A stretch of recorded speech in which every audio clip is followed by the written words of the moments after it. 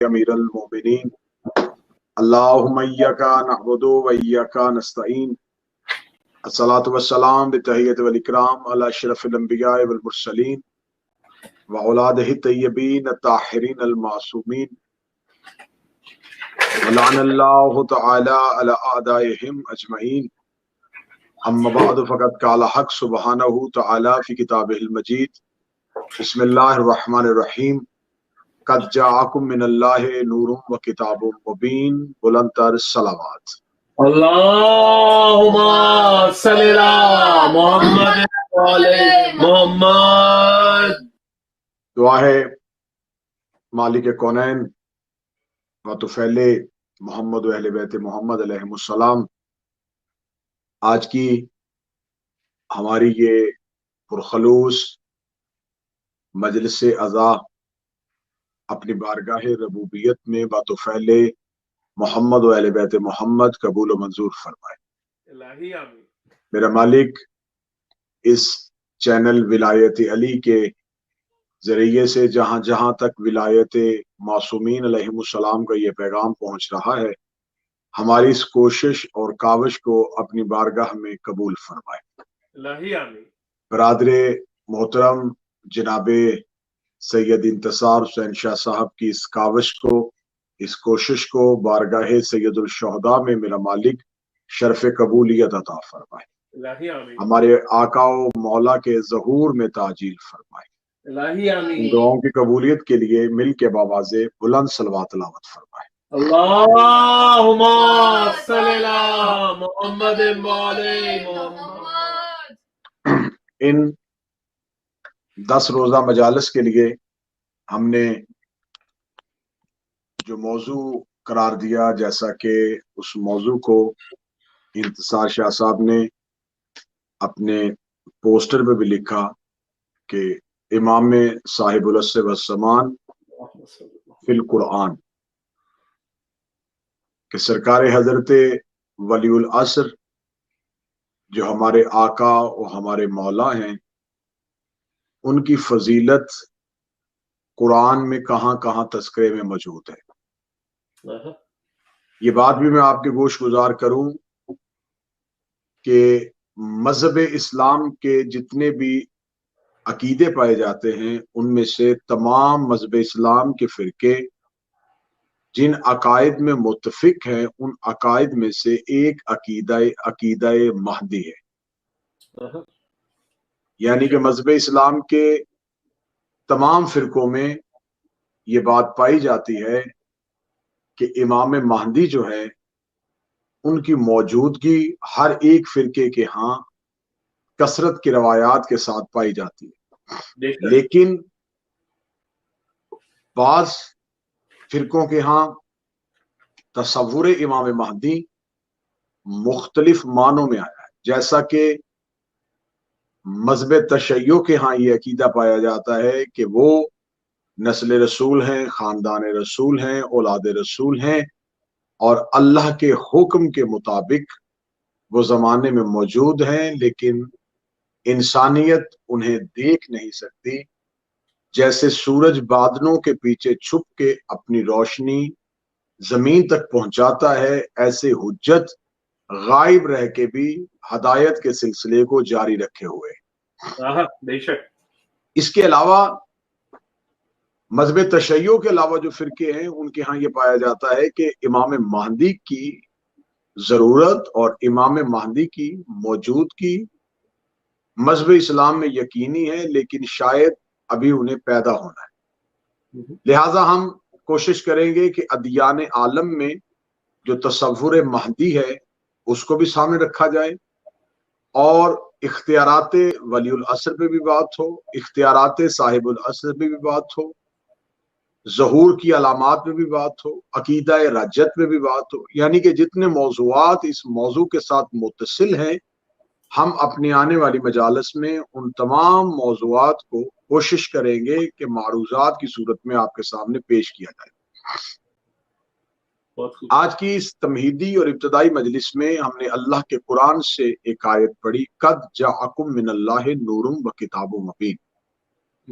جس میں خداوند متعال ارشاد فرما رہا ہے کہ اللہ نے بھیج دیا کتاب اور نور کو ایک ساتھ۔ خدا کہہ رہا ہے کہ میں نے تمہارے درمیان دو چیزیں بھیجی، ایک نور بھیجا اور ایک روشن کتاب بھیجی۔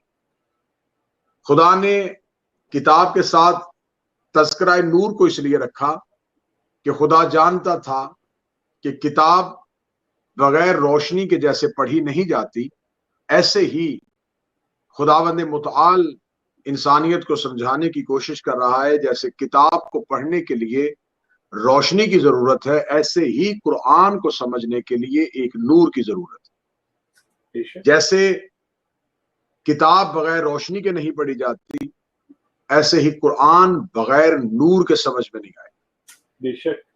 ہمارے ہاں اس عقیدے میں نور سے مراد محمد و اہل بیت محمد علیہ السلام کا نور ہے، جس کو خدا نے قرآن کے ساتھ لازم و ملزوم قرار دیا ہے۔ جیسے قرآن ایک ہادی ہے، ویسے ہی محمد و آل محمد ہادی ہے۔ میں نے کہا تھا کہ ہر روز ہم کوشش کریں گے کہ ایک آیت کو لے کے چلیں اور اس میں سرکار صاحب العصر کی موجودگی کو ثابت کریں۔ یہاں خدا کہہ رہا ہے قد جاءکم من اللہ نور و کتاب مبین، ہم نے تمہارے درمیان دو چیزیں بھیجی، ایک نور بھیجا اور ایک روشن کتاب بھیجی۔ اس کا مطلب ہے یہاں نور سے مراد جو مفسرین مذہب اہل بیت نے جو تفاسیر ائمہ معصومین علیہ السلام سے لی، اس کے مطابق اس نور سے مراد محمد و آل محمد کا نور۔ جنہوں نے مفسرین عامہ جنہوں نے اپنی تفسیر بالرائے کی یا اہل بیت کے دروازے کے علاوہ کہیں سے قرآن سمجھنے کی کوشش کی، ان کے ہاں یہ پایا جاتا ہے کہ یہاں نور سے مراد بھی قرآن ہے اور کتاب سے مراد بھی قرآن ہے۔ یہاں میں یہ سوال کرنا چاہوں گا کہ جب اللہ نے ایک ہی معنی رکھنے تھے تو دو لفظ کیوں رکھے؟ جب خدا نے نور سے مراد بھی قرآن لینا تھا، کتاب سے مراد بھی قرآن لینی تھی، تو خالق الکلام کو کیا ضرورت تھی کہ وہ ایک جگہ پہ ایک ہی معنی کے لیے دو لفظ استعمال کریں؟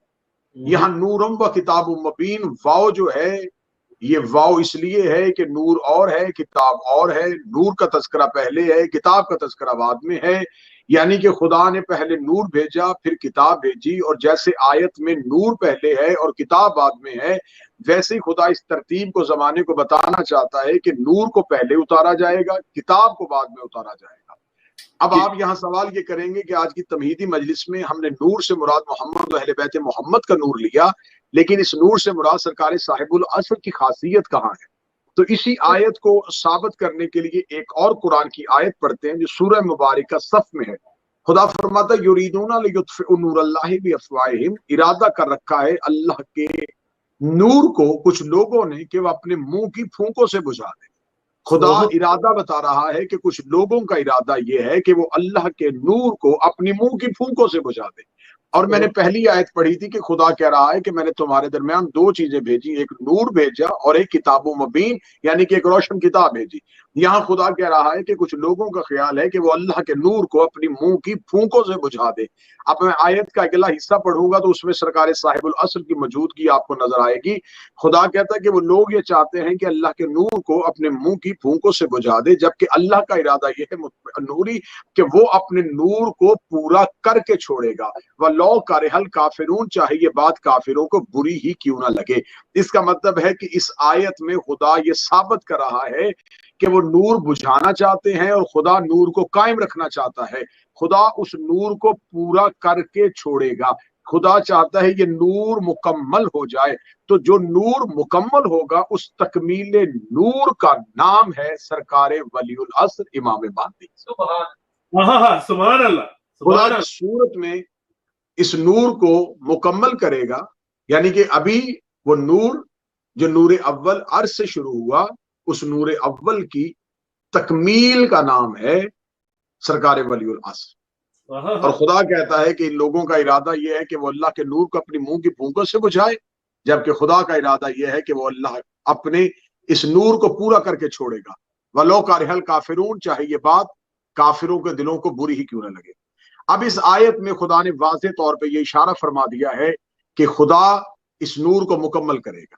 اب یہاں پہ جن لوگوں نے نور سے مراد کتاب لیا، वहां बताया जाए कि खुदा ने अभी तक किताब की वो कौन सी आयत है जिसे मुकम्मल करना है। जब खुदा मुकम्मल किताब भेज चुका है तो फिर खुदा किस नूर को पूरा करने की बात कर रहा है। यकीनन सरकार वलीउल असर ही वो नूर आखिर हैं जिसे खुदा मुकम्मल करेगा, तो खुदा अपने नूर को मुकम्मल करेगा। दूसरी बात, हर चीज अपनी जिद से पहचानी जाती है। मसलन अगर रात है तो रात की जिद दिन है, अगर सूरज है तो सूरज की जिद चांद है। नूर की जिद है जुल्मत। नूर रोशनी को कहते हैं और जुल्मत तारीकी को कहते हैं। नूर रोशनी को कहते हैं तो जुल्मत अंधेरे को कहते हैं। इसका मतलब है कि कुछ अंधेरे चाहते हैं कि वो नूर को बुझा दे। अंधेरों की ख्वाहिश है कि रोशनी ना हो, और ये हमेशा से अंधेरे की ख्वाहिश होती है कि रोशनी ना आए, क्योंकि जब रोशनी आ जाए तो अंधेरे के लिए ऐसी गुंजाइश नहीं होती कि अंधेरा भी रहे और रोशनी भी रहे। रोशनी का आना ही अंधेरे के जाने की दलील होता है। यही वजह है कि मक्का के कफ्फार ये चाहते थे कि अल्लाह का नूर मक्का में ना रहे ताकि अंधेरा मौजूद रहे। जैसे मक्का में रसूल के नूर की आने की वजह से जहलियत का अंधेरा चला गया था, इस तरह सरकार वलीउल असर के आते ही जो अंधेरा जाएगा वो अंधेरा लोगों के अपने जाती बनाए हुए इमामों का नूर होगा। क्या बात? जिनको जुल्मत कहा गया, जिनको तारीकी कहा गया। मसलन अगर हम नूर की बात करेंगे तो नूर रोशनी है, उसकी जिद अंधेरा है। नूर के मुकाबले पे जो भी चीज आएगी, अब हर दौर में हर दौर का इमाम नूर है, उसके मुकाबले पे जो भी आएगा वो जुल्मत भी है, तारीकी भी है, अंधेरा भी है। जब नूर के मुकाबले पे आने वाला जुल्मत है, तारीकी है, अंधेरा है, तो अब हमें बताया जाए कि रसूल के मुकाबले पे कौन आया। जो भी आया वो जुल्मत भी है, तारीकी भी है, अंधेरा भी है। जो अली के मुकाबले पे आया वो जुल्मत भी है, तारीकी भी है, अंधेरा भी है। जो हसन के मुकाबले पे आया वो जुल्मत भी है, तारीकी भी है, अंधेरा भी है। जो सैयदा के मुकाबले पे आया वो जुल्मत भी है, तारीकी भी है, अंधेरा भी है। जो हुसैन के मुकाबले पे आया वो जुल्मत है, तारीकी है, अंधेरा है। तो अब हमें नाम लेने की जरूरत नहीं, इनमें से जिसके मुकाबले पे जो आएगा वो जिस्मों के सामने नहीं आएगा, वो नूर के सामने आएगा। दुश्मनाने अहले बैत पर लानत, बेशुमार। जो ना करे उस पर भी लानत, बेशुमार। इसलिए मौला अमीरुल मोमिनीन फरमाते हैं कि खुदा ने इसलिए मौला अमीरुल मोमिनीन फरमाते हैं कि खुदा ने जमीन और आसमान खल्क करने से 4,24,000 साल पहले, जब आसमान और जमीन, अर्श कुर्सी, लोहो कलम, बहिश्त तो दोज़ख कुछ भी खल्क नहीं हुआ था, तो उस वक्त नूरे पैगंबर को खल्क किया, एक नूर को खल्क किया। वो जिस नूर को खल्क किया, फिर इस नूर से अल्लाह ने 12 हजाबात खल्क फरमाए। हिजाब कुदरत, हजाब अजमत, हजाब इज्जत, हजाब हैबत, हजाब जबरूत, हजाब रहमत, हजाब नबूवत, हजाब हिदायत, हजाब मंजिलत, हजाब रिफत, हजाब सआदत, हिजाब शफाअत। फिर इस नूर को इन हजाबात में मुंतकिल कर दिया। मौला अमीरुल मोमिनीन फरमाते हैं कि जब इस नूर को खुदा ने इन हजाबात में मुंतकिल किया तो खुदा ने सबसे पहले इस नूर को 12,000 साल तक हिजाब रहमत में रखा, जहां पर इसने सुभान रब्बियल आला पढ़ा। फिर इसको हिजाब अजमत में रखा गया, जहां 11 साल इसने सुभान आलिमल सिर्र वल खफी पढ़ा। फिर 10,000 साल तक हिजाब इज्जत में रखा गया, जहां पर इसी नूर ने सुभाना जिल मल्के वल मनान की तस्बीह पढ़ी। फिर इसी नूर को 9,000 साल तक के लिए हिजाब हैबत में रख दिया, जहां पर इस नूर ने सुभान मन हो वगनी लिगफ्ता की तस्बीह पढ़ी। फिर इसी नूर को 8 साल के लिए हिजाब जबरूत में रख दिया। जब 8,000 साल तक हिजाब जबरूत में रहा, वहां पर सुभान वल करीम अल अकरम का विद किया। फिर इसी नूर को 7,000 साल के लिए हिजाब रहमत में रख दिया, जहां पर सुभाना रब्बिल अर्श वल अजीम पढ़ता रहा।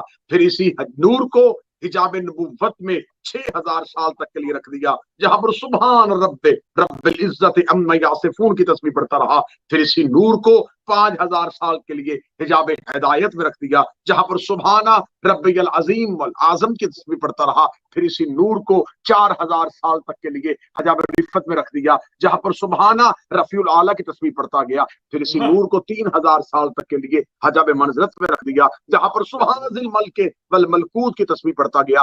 फिर इसी नूर को 1000 साल तक के लिए हिजाब शफाअत में रख दिया, जहां पर सुभाना रब्बिल अजीम व बिहम्दिही की तस्बीह पढ़ता गया। मौला अमीर अल मोमिनीन फरमाते हैं, फिर इसी नूर का इन 12 हिजाबात में से निकलना था। फिर ये दरियाओं में चला गया, ये दरिया इज्जत में गया, दरिया इज्जत से दरिया सबर में आया, दरिया सबर से दरिया खजू में आया, दरिया खजू से दरिया खशू में आया, दरिया खशू से दरिया तवाज़े में आया, दरिया तवाज़े दरिया रजा में आया, दरिया रजा से दरिया वफा में आया, दरिया वफा से दरिया हिल्म में आया, दरिया हिल्म से दरिया ज़ुहुद में आया, दरिया ज़ुहुद से दरिया खशियत में आया, दरिया खशियत से दरिया अनाबत में आया, दरिया अनाबत से दरिया इल्म में आया, दरिया इल्म से दरिया मजीद में आया, दरिया मजीद से दरिया हदायत में आया, दरिया हदायत से दरिया हया में आया। यहाँ तक के इन 20 दरियाओं में ये नूर मुंतकिल रहा। पहले हजाबात में रहा, हजाबात से इन दरियाओं में आया, फिर इन दरियाओं के होने के बाद इस नूर ने पहला सजदा किया। इस नूर का पहला सजदा करना था। जब ये सजदे से उठा तो इस नूर से 1,24,000 पसीने के कतरे गिरे।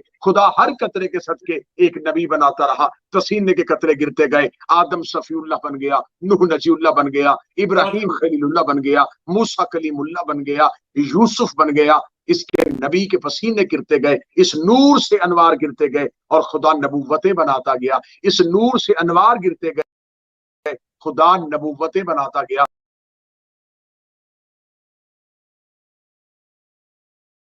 तो इसका मतलब है जो पसीने से बने थे वो अंबिया बने थे। इसको तो अहले सुन्नत किताबों में लिखा है कि जितने भी अंबिया खल्क हुए ये हमारे नबी के पसीने से बने। लेकिन जो पसीने से बने उनके लिए अलैहिस्सलाम कहा जाता है, आदम अलैहिस्सलाम होते हैं, नूह को अलैहिस्सलाम कहा जाता है, इब्राहिम को अलैहिस्सलाम कहा जाता है, ईसा को अलैहिस्सलाम कहा जाता है। तो यहाँ मेरा उम्मत मुसलमा से सवाल है कि जो नबी के पसीने से बने वो अलैहिस्सलाम होते हैं, तो जो खून से बने वो रजी अल्लाह नहीं हो सकते। क्या बात है, क्या बात है। नारायण हैदरी अली हक। बहुत खूब, बहुत खूब। रिसालत इमाम का इरशाद है कि जब खुदा ने चाहा तो खुदा ने इस नूर से एक कलाम जारी किया। जो इस नूर से पहला कलाम जारी हुआ, फिर इस नूर से दूसरा कलाम खल्क हुआ। खुदा ने पहला जो कलाम खल्क हुआ उससे रूह को पैदा किया, फिर जो हुआ उससे लौह को पैदा किया, फिर जो हुआ उससे कलम को पैदा किया। ये कलाम करता गया, खुदा मखलूकात बनाता गया। नूर सजदाए परवरदिगार मुकम्मल कर चुका तो खुदा ने इसी नूर के जरिए अर्श को खल किया, इस नूर से पानी को खल किया, इस नूर से हवा बनाई, इस नूर से मट्टी को बनाया, इसी नूर से खुदा ने जमीन को बिछाया, इसी नूर से खुदा ने आसमान को उठाया। यानी कि सबसे पहले इनको बनाया, इनकी वजह से सबको बनाया।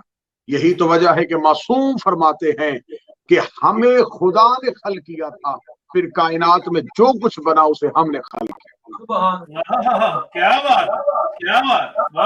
हम अल्लाह की मखलूक, और फिर कायनात में जो भी चीज खल्क हुई वो खुदा ने हमसे खल्क की। यानी कि खुदा ने जो कुछ कायनात में बाद में खल्क किया वो इनकी वजह से और इनके लिए खल्क किया। फिर खुदा ने जब कायनात में हर चीज को खल कर दिया गया तो जो पहली हुज्जत को बनाया, पहले खलीफा को बनाया, वो सरकार हजरत आदम थे। सरकार आदम के पुतले को बनाया। हजरत आदम के पुतले को बनाने के बाद آدم کا صلح بنایا، کیونکہ مجھے سرکار صاحب العصر و زمان تک پہنچنا ہے تو میں بڑی جلدی سے بات کو مکمل کروں گا۔ صلب آدم کو مکمل کیا۔ صلب آدم کو مکمل کرنے کے بعد خدا نے پھر اسی نور کو صلب آدم سے صلب شیس میں منتقل کیا، انوش میں منتقل کیا، کنان میں بھیجا، محلائل میں بھیجا، بازر میں بھیجا، ادریس میں رکھا، اخنوک میں بھیجا، تارخ میں رکھا، ابراہیم میں بھیجا، اسماعیل کو دیا، کدار میں رکھا، بنت میں آیا، حمل میں آیا، یس میں آیا، یمسئی میں آیا، عاد میں آیا، عدنان میں آیا، معاد میں آیا، مدرکہ میں آیا، خزیمہ میں آیا، کنانہ میں آیا، نظر میں آیا، مالک میں آیا، غام میں پہنچا، فہر میں آیا، لوی میں پہنچا، کعب میں آیا، کلام نے گیا، زید میں منتقل ہوا، کسائی میں آیا، عبد مناف میں آیا، ہاشم میں پہنچا، عبد المطلب میں آیا، عبد المطلب سے 2 حصوں میں تقسیم کروایا، ایک عبداللہ میں پہنچ گیا، ایک ابو طالب میں پہنچ گیا، ایک کو محمد رسول اللہ بنا دیا اور ایک کو علی ولی اللہ بنا دیا۔ بہت خوب، نعرہ حیدری، یا علی، علی حق، بہت خوب، ایک بہت خوب، پیشانی عبداللہ میں آیا، ایک پیشانی ابو طالب میں آیا، جو پیشانی عبداللہ میں گیا اس سے محمد رسول اللہ، جو پیشانی ابو طالب میں آیا اس سے علی ولی اللہ، ایک آغوش آمنہ میں آیا، ایک آغوش فاطمہ بنت اسد میں آیا۔ سبحان اللہ۔ پھر ادھر سے علی المرتضیٰ کو لیا، ادھر سے نور سے سیدہ کو لیا، دونوں کو پھر اکٹھا کیا، اور اکٹھا کرنے کے بعد مرج البحران یلتقیان، ہم نے عصمت کے 2 دریاؤں کو ملا دیا، اور اس میں سے جو ہم نے نور کے موتی نکالے، ایک حسن بنا دیا اور ایک کو حسین بنا دیا۔ کیا بات۔ جب حسن اور حسین دونوں دوبارہ امام حسن اور امام حسین کی صورت میں یہ نور ظاہر ہوئے، تو امام حسن علیہ السلام کی دختر فاطمہ بنت حسن سے امام حسین کے فرزند امام زین العابدین کا عقد ہو، نور کے دونوں حصوں کو پھر یکجا کر دیا، اور پھر یہ نور امام محمد باقر کی پیشانی میں آیا، امام محمد باقر کی پیشانی سے امام جعفر صادق کی پیشانی میں، امام جعفر صادق کی پیشانی سے امام موسیٰ کاظم کی پیشانی میں، پھر امام علی رضا میں، پھر محمد التقی میں، پھر علی النقی میں، پھر حسن عسکری میں، اور پھر یہی نور آج تک مہدی کی پیشانی میں جگمگا رہا۔ بہت خوب۔ یہ ہے سرکار ولی العصر کے نور کا سفر جو عرش سے شروع ہوا، سبحان اللہ، سبحان اللہ، اور آج بھی مہدی کی صورت میں موجود۔ اب اگر میں نے اتنی ڈیٹیلز پڑھی ہیں تو ابھی اسی آیت کو ثابت کرنے کے لیے پڑھی ہے کہ وہ چاہتے ہیں کہ اللہ کے نور کو منہ کی پھونکوں سے بجھائیں، لیکن اللہ اپنے نور کو پورا کر کے چھوڑے۔ کسی کا ایسا نورانی شجرہ نہیں جس کا نام نور، جس کا آنا نور، جس کے اجداد نور، جس کا شجرہ نور، جس کے ننہال نور، جس کے دہال نور۔ یہاں میں اپنے آئمہ کی فضیلت بیان کرتے ہوئے یہاں یہ لفظ ضرور کہوں، کلاب کے 2 بیٹے تھے، کلاب رسالت مآب کے جد 2 بیٹے تھے، ایک کا نام قصی اور ایک کا نام زہرہ۔ یہاں سے عبد مناف آئے، عبد مناف کے بیٹے ہاشم، ہاشم کے بیٹے عبد المطلب، عبد المطلب کے بیٹے عبداللہ، اور عبداللہ کے بیٹے جناب رسالت مآب۔ کلاب کا جو بڑا بیٹا تھا، بڑا بیٹا، بڑے بیٹے کا نام زہرہ، زہرہ کے بیٹے کا نام بھی عبد مناف تھا، عبد مناف کا بیٹا وہب، وہب کی دختر آمنہ، اور جناب آمنہ اور جناب عبداللہ کی شادی اور فرزند رسول خدا۔ سبحان اللہ، سبحان اللہ۔ ہاشم کے ایک بیٹے اسد تھے، دوسرے بیٹے عبد المطلب تھے، عبد المطلب کے بیٹے ابو طالب، اسد کی بیٹی فاطمہ، فاطمہ بنت اسد، اور ابو طالب کے بیٹے کا عقد علی کی صورت میں ہوا، علی اور فاطمہ کا عقد ہوا، اور زمانے میں حسن اور حسین آ گئے۔ نعرہ حیدری، یا علی۔ یمن کے سردار امراء الکیس کلاب کی نسل میں سے تھے، ان کی 2 بیٹیاں، ایک ام فروا اور دوسری ام رباب۔ ام فروا کی شادی امام حسن سے ہوئی، ام رباب کی شادی امام حسین سے ہوئی۔ امام حسن کی دختر فاطمہ بنت اسد کی شادی امام زین العابدین سے ہوئی، تو امام محمد باقر آئے۔ امام محمد باقر وہ میرے امام ہیں جس کے نانا بھی امام ہیں، جس کے دادا بھی امام ہیں، اور جن کے پردادا بھی امام۔ کیا بات، سبحان اللہ۔ سلسلہ امامت یہاں سے چلا۔ پھر حضرت نوح کے 3 بیٹے تھے، سام، حام اور یابس۔ سام سب سے بڑے تھے، حکومت سرداری ان کے پاس تھی۔ ان کی نسلوں میں، سام کی نسلوں میں آتے ہوئے ایران کے بادشاہ جنہیں کسرا کہا جاتا ہے، وہ سب کے سب سام کی نسل سے۔ کسرا کے بادشاہوں میں نوشیروان عادل آئے۔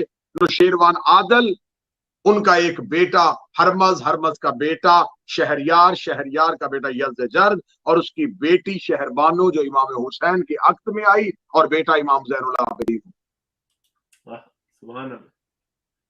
شہر بانو کی دوسری بیٹی گیہان بانو کی شادی محمد بن ابی بکر سے ہوئی۔ محمد بن ابی بکر جس کی تربیت علی نے کی تھی، جس کا دنیا میں آنا غدیر کے دن ہوا تھا، جنہوں نے آتے ہی دنیا میں مولا علی کی ولایت کی گواہی دی تھی، ان کی شادی فروہ بنت محمد بن ابی بکر شادی امام محمد باقر سے ہوئی، اور بیٹا جعفر صادق کی صورت میں آیا۔ امام موسیٰ کاظم کی شادی خراسان کے رئیس کی دختر نجمہ خاتون سے ہوئی۔ امام علی رضا کی شادی مصر کی شہزادی سبیکہ خاتون سے ہوئی۔ امام تقی کی شادی سمائنہ خاتون سے ہوئی۔ امام علی نقی کی شادی روم کے شاہی خاندان سے ہوئی، اور امام حسن مجتبی میرے قائم مولا کی والدہ امام حسن عسکری کی شادی کیسر روم کی پوتی جناب نرجس خاتون سے۔ امام ہونے بھی ایسے چاہیے جن کی ماؤں کے شجرے بھی پڑھے جائیں تو شرمندگی نہ ہو۔ کیا بات ہے، نعرہ حیدری یا علی۔ یہ ہے وہ سلسلہ جس کے بارے میں خدا کہہ رہا ہے کہ یہ ہے شجرہ طیبہ، یہ ہے وہ سلسلہ جو ادھر اللہ سے جڑا ہے۔ کسی مذہب کے پاس ایسا شجرہ نہیں ہے، کسی مذہب کے پاس ایسا ہدایت کا شجرہ، ایسا ہدایت کا مینار نہیں ہے کہ جس کو یوں عرش سے لے کے فرش تک جوڑا جا سکے۔ خدا نے نور اول کو خلق کیا سب سے پہلے جب کچھ بھی نہیں تھا تو پھر ایک نور تھا، اور وہ نور آج کہاں ہے؟ سب نے لکھا کہ اول ما خلق اللہ نور، رسول نے فرمایا سب سے پہلے اللہ نے میرے نور کو خلق کیا۔ تو میرا امت مسلمہ سے سوال ہے کہ ہمیں بتایا جائے جو نور اللہ نے سب سے پہلے خلق ہوا تھا، مذہب اہل بیت کے ماننے والوں کے علاوہ کوئی ہمیں بتائے وہ نور آج کہاں ہے؟ کسی کے پاس وہ نہیں ہے سوائے محمد و آل محمد کے چاہنے والوں کے۔ ہمارا عقیدہ ہے جس نور کا خدا نے قرآن میں کہا ہے کہ ہم نے اسے کتاب کے ساتھ بھیجا تھا، آج بھی وہ کتاب کی وارث بنا ہوا ہے امام مہدی کی صورت میں۔ بے شک بے شک۔ اگر آج قرآن موجود ہے، آج انجیل بدل چکی ہے، آج توریت بدل چکی ہے، آج زبور کی تحریف ہو گئی ہے، یہ جتنی آسمانی کتابیں آئی تھی یہ تبدیل کیوں ہوئی؟ اس لیے کہ کتاب تھی، وارث نہیں تھا۔ کیا بات۔ لاکھ دشمنی کے باوجود قرآن میں تحریف کیوں نہیں ہو سکی، قرآن میں تبدیلی کیوں نہیں ہو سکی، قرآن کو بدلا کیوں نہیں جا سکا؟ اس لیے کہ قرآن صرف اکیلا موجود نہیں، نور کی صورت میں قرآن کا وارث بھی موجود ہے۔ بے شک۔ تو جیسے کتاب بغیر معلم کے سمجھ میں نہیں آتی، قرآن وارث زمانہ صاحب العصر کے بغیر سمجھ میں نہیں آتا۔ بے شک بے شک۔ آج قرآن کی جتنی تفسیریں ہیں، میں پھر بات کو اور آسان کروں گا، آج قرآن کی ہر آیت کے اتنے ترجمے ہیں، کوئی کہتا ہے یہ ترجمہ، کوئی کہتا ہے یہ ترجمہ، کوئی کہتا ہے یہ ترجمہ، تو لوگ پریشان ہیں کہ آیت ایک ہے ترجمے اتنے کیوں ہیں؟ فرق قرآن میں نہیں، فرق اماموں میں۔ جتنے امام بدلتے گئے اتنے ترجمے بدلتے گئے، اور ہمیں فخر ہے کہ قرآن جو کہنا چاہ رہا ہے ہم ویسا اس لیے سمجھ رہے ہیں کہ وارث امام زمانہ کی صورت میں موجود ہے۔ کیا بات ہے، کیا بات ہے، سبحان اللہ۔ آنے والی مجالس میں ہم انشاءاللہ قرآن کی ایک ایک آیت کو لے کے چلیں گے۔ آج پہلی آیت تھی قد جاءکم من اللہ نور و کتاب مبین۔ خدا نے دو چیزیں بھیجی، ایک قرآن بھیجا اور ایک نور بھیجا۔ وہ نور جو خدا نے عرش سے چلایا، وہ نور آج بھی کتاب کے ساتھ موجود ہے، تو سرکار امام مہدی کی صورت میں موجود ہے۔ کیا بات ہے، بہت خوب۔ اگر آج بھی کتاب کو مکمل لینا چاہتے ہو، قرآن کا مکمل علم لینا چاہتے ہو، قرآن کے مفاہیم کو سمجھنا چاہتے ہو، قرآن کے معانی کو سمجھنا چاہتے ہو، قرآن کی گہرائی میں جانا چاہتے ہو، تو تمہیں امام مہدی کے ظہور پہ اور امام کی موجودگی پہ یقین رکھنا پڑے گا۔ کیا بات، بہت خوب۔ لیکن بدبختی اور بدقسمتی کا یہ عالم ہے کہ جن سے قرآن لینا تھا انہی کے دروازے کو آگ لگا دی گئی، جن سے قرآن لینا چاہیے تھا انہی کی بیٹیوں کو بازاروں میں پھرایا گیا۔ محرم کا چاند طلوع ہو چکا، پوری دنیا میں حسین ابن علی کے چاہنے والے مولا حسین کی محبت میں دیوانہ وار نکل آئے، اور گلیوں بازاروں چوک اور چوراہوں میں حسین کے ذکر میں نام میں ماتم ہونے لگے۔ ہر گھر عزا خانہ بن گیا، ہر دل قبر حسین بن گئی، ہر آنکھ حسین کی آنسوؤں کی فرات بن گئی۔ اللہ میرے بھائی سید زادے کی توفیقات میں اضافہ فرمائے۔ انہیں اولاد کی خوشیاں دیکھنا نصیب فرمائے اور سرکار قائم کی رعیت میں شامل فرمائے۔ میرے مولا کی شاہی کا دور دیکھنا میرے بھائی انتصار شاہ کو میرا مالک نصیب فرمائے۔ عزت والا گھر تھا، امت نے لوٹا برے طریقے سے۔ محرم کا چاند ہم نے وطن پہ دیکھا، ہم نے گھروں پہ دیکھا، نبی کی بیٹیوں نے یہی چاند جنگلوں میں دیکھا۔ مدینے کے لوگ کہتے ہیں کہ ہم محرم کا چاند آسمان پہ نہیں دیکھتے تھے، امام جعفر صادق کے گھر سے رونے کی اتنی آوازیں آتی تھیں کہ ہمیں پتہ چل جاتا تھا کہ محرم کا چاند طلوع ہو گیا۔ مدینہ سے باہر کا ایک شخص تھا، وہ مدینہ کاروبار کے سلسلے میں آیا، اس نے مدینے میں دکان بنائی، لیکن اس نے امام جعفر صادق علیہ السلام ہی کو دیکھا تھا اور مذہب اسلام پہ تھا، لیکن اس سے پہلے کسی امام کو دیکھا نہیں تھا، کسی امام کا زمانہ پایا نہیں تھا۔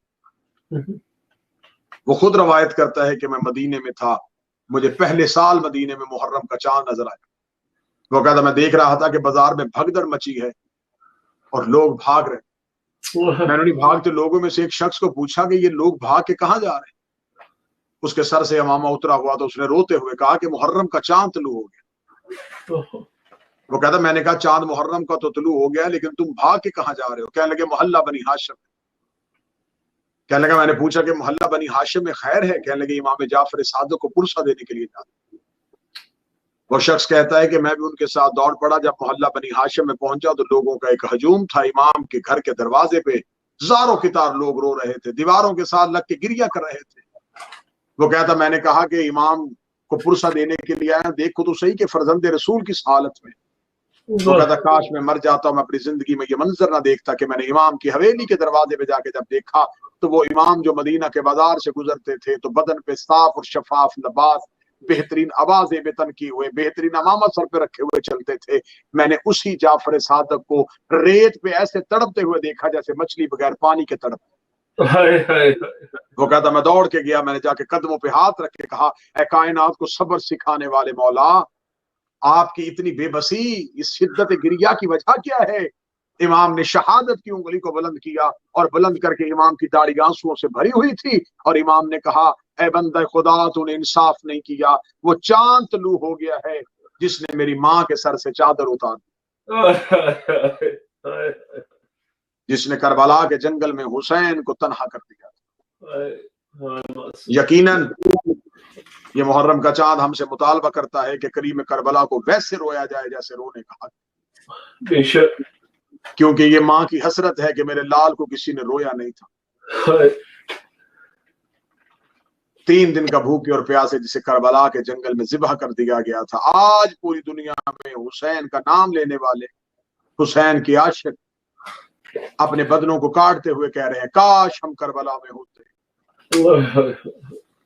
یقیناً جس مولا کی بارگاہ میں ہم یہ 10 دن کی مجالس ہدیہ کریں گے وہ میرا مولا وارث ہے پرسے کا، بے شک، وہ میرا مولا اس دور کا حسین ابن علی ہے۔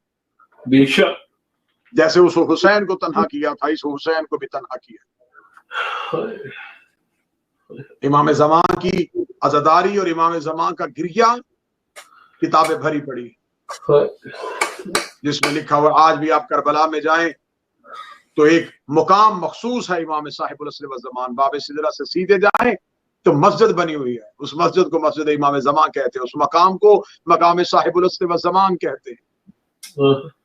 آج بھی کتابیں کہتی ہیں کہ امام صاحب العصر والزمان جب کربلا میں جاتے ہیں تو سر سے امامہ اتار کے قبر حسین کی طرف روتے ہوئے جاتے ہیں اور چیخ چیخ کے کہہ رہے ہوتے ہائے میرے جد حسین، کاش آپ نے پانی نہ بند کیا ہوتا، کاش امت آپ کے حق کو تسلیم کر لیتی، کاش امت آپ کے بابا علی کی ولایت کو تسلیم کر لیتی، کاش امت آپ کی ماں کے حق کو تسلیم کر لیتی۔ روتے بھی جاتے ہیں اور قبر حسین کی زیارت کے لیے جاتے ہیں۔ آج بھی ہم جہاں پرسہ دینے کی گھر سے آتے ہیں ہمارے وقت کا امام ہم سے پرسہ لینے کے لیے آتا ہے، کیونکہ یہ ذکر لاوارث نہیں ہے، اس ذکر کا وارث امام زمان کی صورت میں موجود ہے۔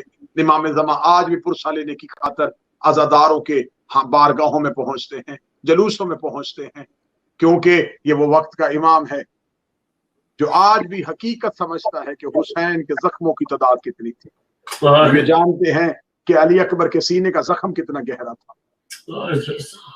40 سال خون نہ رونے والے سید السجاد کی غیرت کی قسم، وہ تو 40 سال خون رو کے چپ ہو گئے اور دنیا سے چلے گئے، یہ آج بھی پردہ غیبت میں لہو رو رہا ہائے اور خون رو رو کے میرے وقت کا امام قبضہ ذوالفقار پہ ہاتھ رکھ کے صرف اتنا کہہ رہا ہے میرے مالک مجھے اذن ظہور دے، میں دنیا سے جا کے پوچھوں علی کی بیٹیوں کا قصور کیا تھا، انہیں بازاروں میں کیوں پھرایا گیا، علی کی بیٹوں کو جنگلوں میں قتل کیوں کیا گیا۔ میرا مالک ہماری حاضری کو قبول و منظور فرمائے، سننے والے ناظرین کو، بیٹھے ہوئے حاضرین کو، منتظمین کو میرا مالک ان کی توفیقات خیر میں اضافہ فرمائے۔